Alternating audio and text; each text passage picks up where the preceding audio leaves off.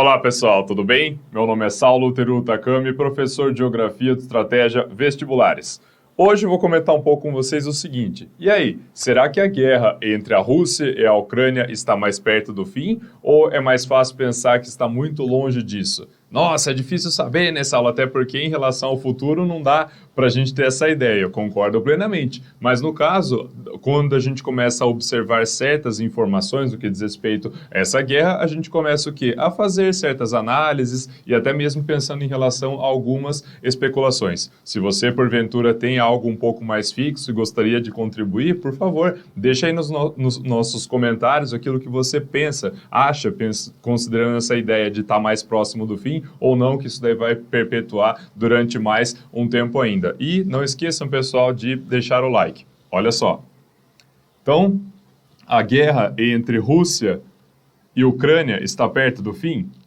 O fim da guerra entre Rússia e Ucrânia. Bom, o que a gente pode comentar aí sobre o Volodymyr Zelensky, o presidente da Ucrânia? Desde o começo de março de 2022, ele vem dizendo que precisaria de um certo apoio no que diz respeito à OTAN. Tanto é que ele fez a solicitação para a OTAN fazer com que o espaço aéreo ucraniano ficasse fechado, ficasse protegido. E logo depois do início de março, ali por volta do meio de março aproximadamente, o que aconteceu? Ele falou mais uma vez que ele precisaria desse tipo de proteção e disse ainda, considerando a Rússia, que é uma questão de tempo para os russos começarem a atacar os países que são membros da OTAN. Ou seja, ele está ali num momento muito desesperado, diga-se de passagem, o que dá a entender que o Zelensky ele está o quê? Super decepcionado com o posicionamento da OTAN frente ao seu país. Lembrando que a Ucrânia, pessoal, ela não é membro da OTAN.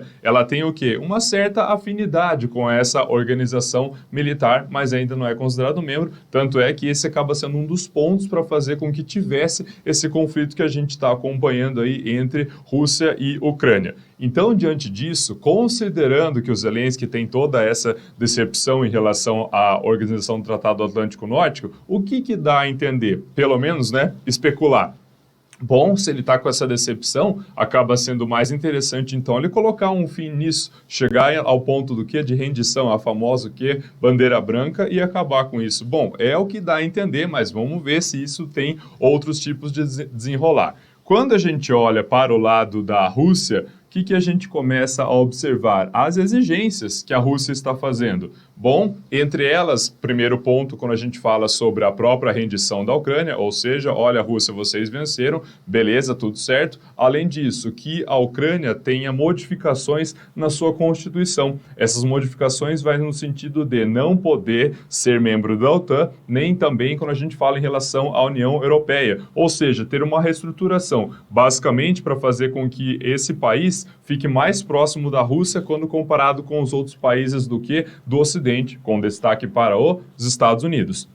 Então, começa a ir nesse sentido quando a gente pensa nas exigências. O que mais? Quando fala-se também em relação à Crimeia, que a Rússia fez a anexação desde 2014 e que na prática já é da Rússia, mas precisaria ter o que? Esse reconhecimento. Oficialmente falando, né, o famoso assinar papel. Depois, quando a gente fala também em relação ao reconhecimento das regiões separatistas que estão no leste da Ucrânia, região de Donbass, que é pensando em relação a Lugansk, Donetsk, por exemplo, para poder fazer com que tenha uma autonomia um pouco maior quando comparado com a Ucrânia. Além disso, também foi comentado que a Rússia faz uma exigência de desmilitarização. Esse ponto aí acaba sendo mais complicado, porque ficaria difícil pensar que um país realmente não vai ter nenhum tipo de armamento, seja ele pensando de ataque, seja ele pensando em defesa. Não dá para negar que, de certa forma, o país ele acaba perdendo a sua soberania se não tem qualquer tipo de equipamento, conforme eu estou comentando com vocês. Enfim, mas se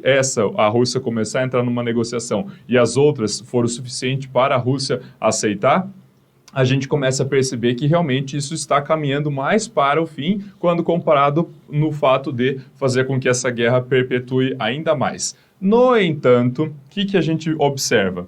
Olha só, a chamada guerra por procuração. O que é isso, Saulo? Guerra por procuração, na verdade, seria uma maneira de eu estar terceirizando a guerra. Ou seja, eu não faço um ataque direto, faço um ataque indireto e também eu acabo utilizando uma aliança que eu tenho com outros países. Isso também vai muito ao encontro quando a gente fala do quê? Da chamada guerra híbrida, que não fica ali apenas no campo de batalha, é uma condição econômica, é uma condição de condições da internet, por exemplo, quando a gente fala de hacker e assim por diante. É a chamada guerra cibernética, também conhecida. Enfim, e por que eu estou comentando sobre essa chamada guerra por procuração? Olha só, na madrugada do dia 12 de março para o dia 3 de março de 2022, a Guarda Revolucionária Iraniana fez um ataque à cidade de Erbil, localizada no norte do Iraque.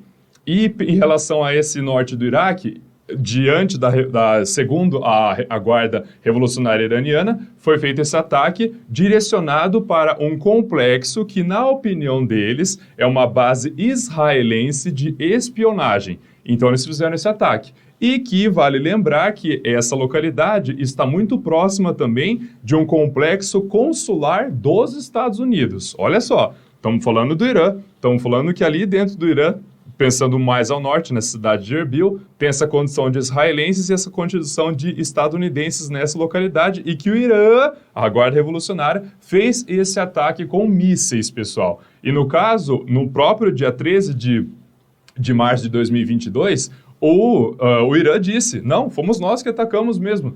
A gente fez esse ataque justamente porque foi uma retaliação.